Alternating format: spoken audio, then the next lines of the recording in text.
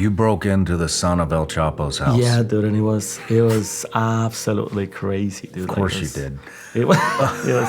How did you break into his house? Is it somebody sitting on it? And he's like, dude, if you spend more than 5 minutes in there, we're leaving. We're taking off. We're leaving you there. There's people around circling, sicarios, henchmen, and we're just making it look as if we're taking photos from outside. But even from outside, dude, bullets everywhere, unexploded grenades. It was blood everywhere. So I found a hole in the wire he had on the wall, and I literally jumped over the hole inside his house and started recording. I had my phone in a GoPro, like 50 calls all over, blood all over, man. I was like stepping in sticky blood all over. And then I went into his daughter's room, completely soaked in blood. And his closet, he had a bunch of Rolex boxes open. The Mexican military stole everything he owned, man. Everything. You can hear in the video I shot, my heart was racing, man, because these guys were right outside when I was trying to get out, and I could hear the motorcycle circling. Ovidio Guzman is the youngest son of El Chapo. He's one of the 3 leaders of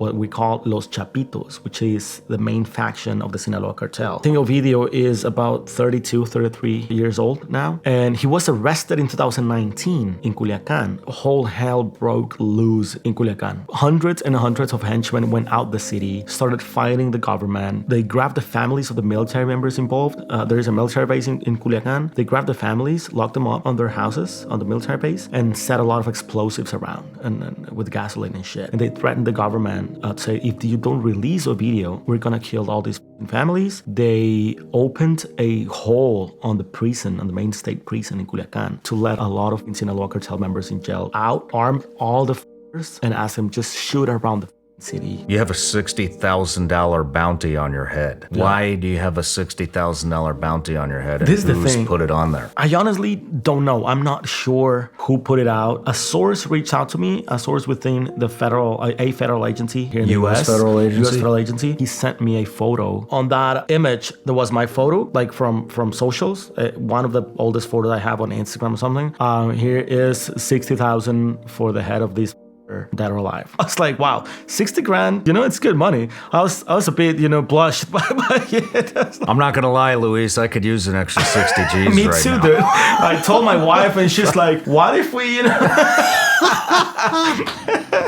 This is the thing. I don't know how real that is. I don't know if it's an online troll or whatever, but that was apparently not shared online to make like fun or make a joke. Oh, wow. I asked him if this was serious, and he's like, dude, any threat, you should take it as being serious, They're gonna start shrinking the middle class so much that there will be no economical development in Mexico for a good while. If the middle class is absolutely shrinked and all you have left is probably an upper class and then a lower class, and the cartel is kind of like monopolizing and going in between both, then a lot of the money you need for that country, for that middle class to live, it's gonna come through illegal sources. This new research by the Science magazine said that the cartels are the 5th largest employers in Mexico, right below the Mexican government. So if the Mexican government will go after cartel activity and stop all the money moving related to any criminal organization, we will become like poor immediately, man. We'll become one of the most poor countries in America, probably in the world, man. So this dude, Hipólito Mora, a dude I respect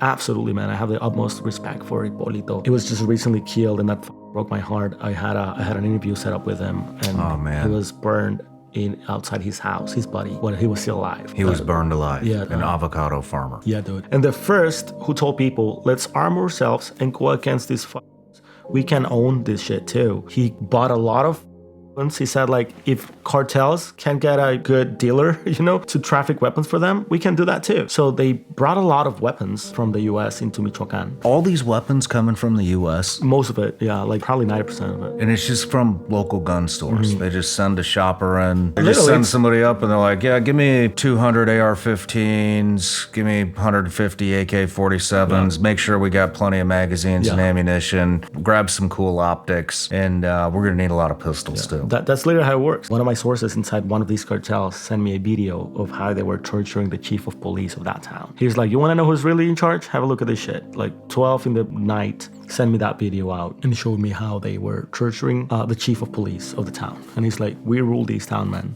So if you want to talk to someone, it's us. And then on the video, they pop him. You can see he's on his knees, and then killed him. out. Mm-hmm. And Michoacan is crazy, man. That place is crazy because it's different cartels, probably 5 or 6 different powerful criminal organizations fighting against each other. First, they started embedding with international mining companies to bring security. Even if those mining companies I've reached out to, they say they have no clue. They don't do that kind of deals with cartels, and they disguise everything as going with private security companies. So they pay these private security companies first to lobby with Mexican security forces to assure that their operation in certain region it's going to be secure, right? They're like, oh, we're too afraid of cartels and we want to explode this mine of lithium, gold, silver. When we see cartels fighting, like in places like Zacatecas, Puebla, the government tells us, oh, they're fighting a drug route. It's like, dude, that is not even a drug route. So these guys want to own that place because they know there's going to be a new project coming in town, and that's big money for them. Cartel Jalisco versus Sinaloa cartel, fighting hard, killing a lot of innocent people, making a mess. And they show me how the cartels by night, every night goes to that creek, to that lake, with these water pipes and start extracting a lot of water. And then they sell that water to hotels, stores, Airbnbs for tourists. And all these guys are sourcing from the cartel, and the cartels are making shit tons of money. They're controlling the water supplies. Water supplies, yeah. Is this spreading? I have a source inside the Mexican military. I was having an argument with them because it was like, they're not getting C4. And I'm like, dude, I know for a fact. I went there. I saw it. And he was like, we don't have any intel as of they're getting C4. That's extremely hard to get. And then like probably a month after, small place in Chihuahua called Puerto Palomas, border town. The Mexican authorities, the Mexican customs seized a somewhat large amount of C4. Are all the cartels using these drones now, or is this one specific? The guys that are really on top of that game, it's the CJNG, the Jalisco cartel. Those are the guys owning that game. It's called Droneros Operaciones Especiales, like special drone operators. They have their own badge, their own, like symbol and thing, which is basically a drone with a skull in the center and the CJ and G letters, and then droneros on the lower part, which is drone operators. They're putting together a special unit to operate drone. Maybe 2 years ago, where they had that border patrol guy on horseback, and they told everybody that he was whipping the migrants when it wound up just being the horse reins. Yes. And I've been embedding with them as well, very often, to go on ride-alongs on the border with the border patrol in El Paso sector. They're being really nice to me. And you see, they're like, once they're driving, they get a call. It's like, oh, there's another migrant, trying to get across the fence. When they're driving there's another one here, and like someone there. There is no way that a wall, a border patrol, these guys are gonna find a way. They are creative. They're desperate, some of them. The border is just like that. What you need is a system to separate those realistically requesting political asylum. So you're talking about using propaganda against the cartels. You need to switch and change the way. You're a smart dude. That's how they're getting genius. Into everywhere, right? By propaganda. So you turn it into a psyop. I think that's the only way to go out at this point, That's a very interesting conversation. I think that's the most legitimate solution that I've heard yet. We're already seeing the effects of this in the United States. I mean, Russia and China are definitely 100% involved in a psyop war with the United States. And we're seeing it with bots, we're seeing it with hackers, all kinds of things are happening, and look at what's happening. It's race, divided. All these different hot topics are being crammed down our throats, and it's causing this massive division within the country. What you're saying is we should be utilizing the exact same thing on the cartels. On criminal organizations, yes. I think that's genius. On our way out, I was still like kind of shaking with adrenaline, and I was still like, shit, man. I can't believe I have this footage. I can't believe I have this story, and these guys are still following us. 2 of my flights were already left, so I had 1 left, but by 5 p.m. And we're driving out, and then the fucking car breaks, like in the middle of a nowhere highway with these henchmen following us. And I was like, my life, dude. So I went to a corner store, got some water and Gatorades, and poured the Gatorades on the radiator. It's like, oh shit. We managed to leave, lost my flight, so I had to go into one of the hotels I had booked. Went to that hotel. Turns out the attorneys and Ovidio's mom were staying in that hotel. So I still had like somewhat long hair. I put a hoodie over, went into my room, bus caught my head off, and left everything ready to go. I was just literally just waiting for my next flight. They literally exported the whole business to Americans. They said, like, you know what? You're already a citizen. You can go through checkpoints. We're not gonna We're just gonna drop the humans, migrants across this wall. You take over and you charge half of it. And that way they exploded the business, right? They were getting more money from a shorter cake. Now it's a huge cake. That was surprising to me to look on documents, not even let someone tell me that. It's literally documents that you're reviewing how many sentences and who is getting sentenced for human smuggling. 79.4% Americans. Wow. How would you create the PSYOP? To be perfectly honest, I think there's been attempts, specifically with the Sinaloa cartel. Think of this. There's been a rumor widespread. Every time I post a video, a story, a photo, talking about the Sinaloa cartel or Los Chapitos, whatever, there's a bot, one or two or several, talking about how the Mayo Zambada and the Chapitos are fighting and they don't like each other. And the real man, it's El Mayo. They're not the real guys, it's Los Chapitos. No, the true Sinaloa cartel is El Mayo, he's the big boss. And they start beefing and they start creating this division that is going into the cartel. If I were to do this, where I would start is I would not start saying this cartel hates this cartel. The way I would do it is I would start creating fake busts. If X cartel has this territory and Y cartel has this territory, well then I'm gonna create a narrative in a news story that says Y cartel got busted producing a massive amount of fentanyl that's never been produced before in this territory. Apparently the operation is in Jesus Maria. And I knew that Jesus Maria is the town where Ovidio Guzman was hiding. Shit. They're after him. This is happening. They're gonna get him. The security team from Vice asked me not to spend more than 10 hours on the ground and be out at the same day. I have a strong source in the Sinaloa cartel in Culiacan. And he said, what the are you doing here, man? You're gonna get you and me killed? I had previously had a ban by the Sinaloa cartel from going to Sinaloa because of a story I did inside weed, let's call them laboratories, where they're manufacturing weed products and stuff. There were still like burned trucks, burned buses, like hand grenades all over. It was a war zone up there. You know, everybody always gets a gift. Oh, yes. You know, so different gift this time. So what happened to the gummy bears, man? Oh, don't worry, we still have the gummy bears.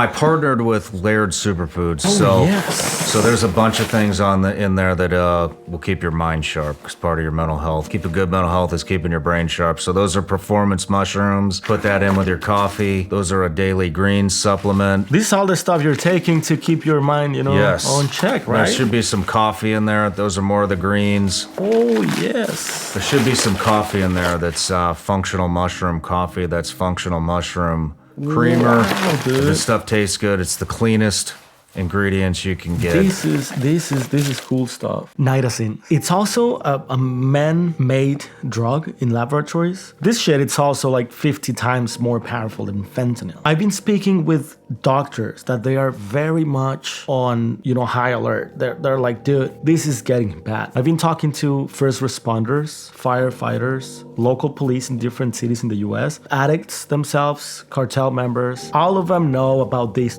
There is no way that this is not making it through the news or politicians, and all they're talking again, it's fentanyl's a talking point. I hope they care, man, because this is already in the streets of this country. You had mentioned something about Lyft and Uber as well. Yes, that's another thing. There is one of these ride applications like Uber and Lyft, specifically in Culiacan, in the main city, capital city in Sinaloa. This is an international brand as well, the next top competitor to Lyft and Uber. And they established business in Culiacan, in Sinaloa, and several different parts of Mexico as well. But in Culiacan, there was an order by allegedly Los Chapitos, the sons of El Chapo Guzman of the Sinaloa cartel, for everyone to stop working for Uber and Lyft and to start working with that company exclusively. So there was a time where very recently where you will see the local news in Sinaloa, there was a lot of Uber and Lyft drivers getting killed. There is an order for every Uber driver, Lyft driver to stop working there and start working with these companies specifically. We need to also address that the cartels or criminal organizations are, for the most part, they're not vertical, they're horizontal structured. This means that if you operate on this part of the business within this family and they shrink, you're still gonna have different knots operating on a horizontal level, right? Yeah. So you need to do things that affect the ground, the leveled ground of the organization for all of them, because it's not like vertically where the leadership is going to shrink and then everybody's going to fall out. It's just going to shrink this part, but all of these are still going to be operating. And then you're measuring this one, and then this one's gonna move here, and then so you need to affect the ground. In my opinion, yes, we could absolutely destroy the cartels. If you have ever seen a special operations unit function in combat, good luck, buddy. You know, like, I don't care who you are, we are going to come out on top. I think we would come out on top with every fight that we pick. Yeah. Let me put it that way. Jumped out of the car with my camera in hand, and then this woman starts saying, no, no, no, no, no. And then these dudes jump at me. And then he's like, oh shit, this is not government. And it turns out it was Ovidio Guzman's mom, former wife of El Chapo, she also has a $5 million bounty by the US government. So she immediately starts telling me like, no, no, no, just get the fuck away. And I'm not recording. I don't have my camera on. I just want to talk to you and probably go inside Ovidio's house. And she's like, no, just get away from here. And these dudes told me like, just get away. If you want to interview neighbors, that's fine by us. Don't come over to these properties.